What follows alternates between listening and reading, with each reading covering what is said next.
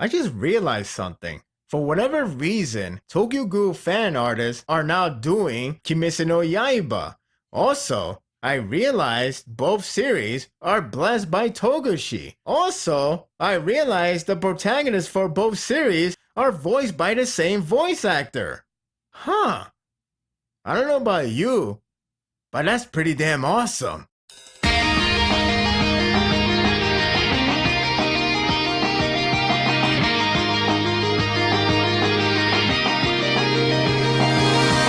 After many individuals taking on Kokushibo's one-on-one, which already sounds like a recipe for a disaster, it's time for a new plan. Teamwork. While we do have plenty of team efforts in the previous arc, it's the first to see these two established pillars, let alone have some misfits in the earlier days, combining their skills to take on one. Consider myself hyped. And thankfully, this chapter delivered the adrenaline rush with a suspenseful action and worrisome developments, but in a good way. I'll explain later. The chapter's cover has been telling a story from elsewhere. In this case, however, it's simply done to start the chapter in the current setting, starting with Genya eating Kokushibo's hair. Doesn't that sound nasty? But it is necessary, so he can recover.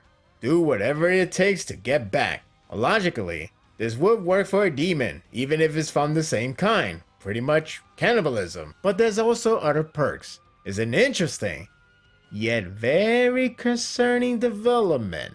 First, the positive. It's confirmed that eating Kokushibo's body parts grants him more strength. It makes sense with the blood circulation being top quality. You don't need to know deep science to know fictional logic. It gives me a hopeful feeling that he will stand a fighting chance. Maybe not overpowering Kokushibo, but good enough to provide assists, especially for his brother. Could you imagine if he just simply overpowered Kokushibo? That would actually ruin the fight. He wants to consume the sword next since it is flesh. I like how small detail means more than design choice for visual. I found out from Reddit about the depth of Akaza's attack. Needless to say, I'm amazed. As good as it sounds to attain some extra perks, there's something to be concerned about. While Genya was feeling better, he can suddenly hear Muzan's voice. What's interesting is his message to Kokushibo, insinuating that his transformation is yet to be completed. The last time we saw him, he formed a cocoon of some sort. I just hope Tamayo is still alive. The point is, Muzan isn't ready.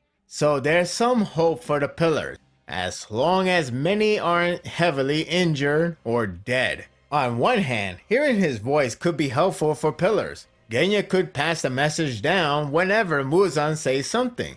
I don't know what else there is to say, but you never know. On the other hand, which is very much concerning, Genya can lose his body and become a slave to Muzan. He grows worried if he were to continue to consume Kokushibo. The more he consumes, the more closer he changes. It's a good twist to create a death flag. Like I said, being a demon is fate worse than death. There's a potential for him to lose himself completely. I don't want to think the possibility like Sanemi has to kill him to free him. This series knows how to scare me. After the development, the great intense action commences. I was dreading for this day to see the two pillars working together, and it did not disappoint. It's engaging, exhilarating, and suspenseful. The sequence is so compelling to the eyes. I was instantly glued. One thing I like about it is Kokushibo's insight that drives home with choreograph. His overview complement nicely on his opponent's behalf. Although it's a brute challenge to land a hit on him, and we clearly see that, there's no denying the two are well capable to pose a threat. Imashima is strong and well thought out with his slick maneuvers. You already see some of that earlier, though there's more to come. Sanemi is fast and precise. He's even better with the mark. At one point, Kokushibo aims for Sanemi's sword to break it by slashing through the side. I was cringy to think that it would happen, reminding me of the end of episode 18. Sanemi reacts really fast and curve it in time.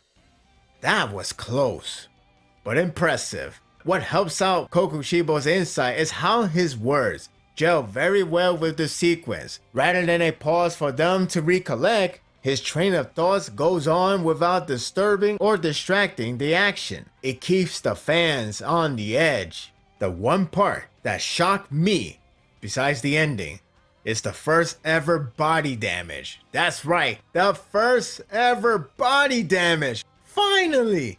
The sword and hair does not count. It grows intense when Himashima comes really close to slice him down.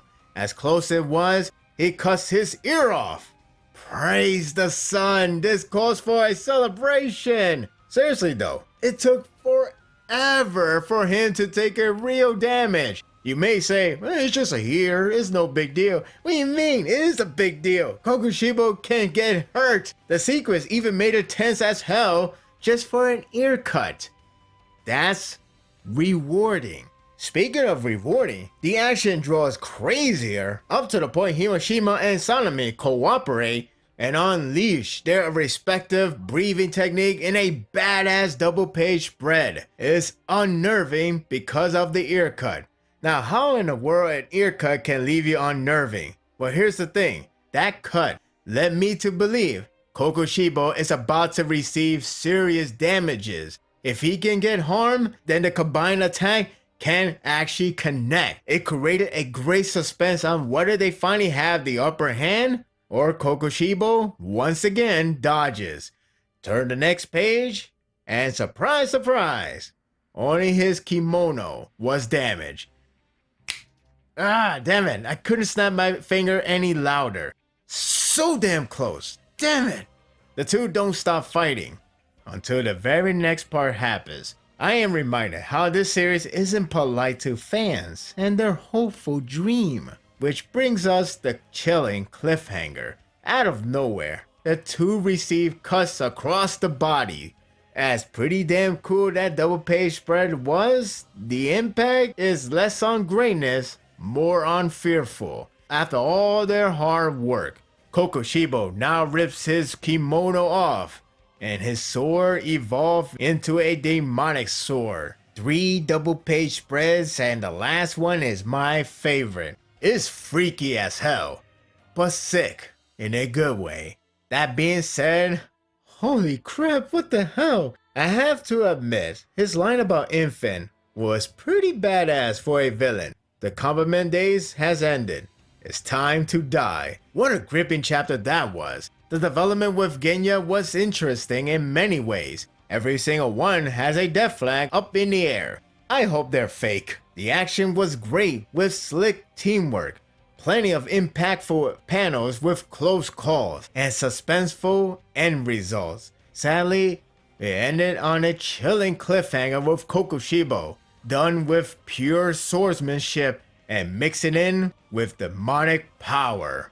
Fans better pray that this is his final form. Otherwise, God help them all. And that will do it for the review. I hope you enjoyed this one.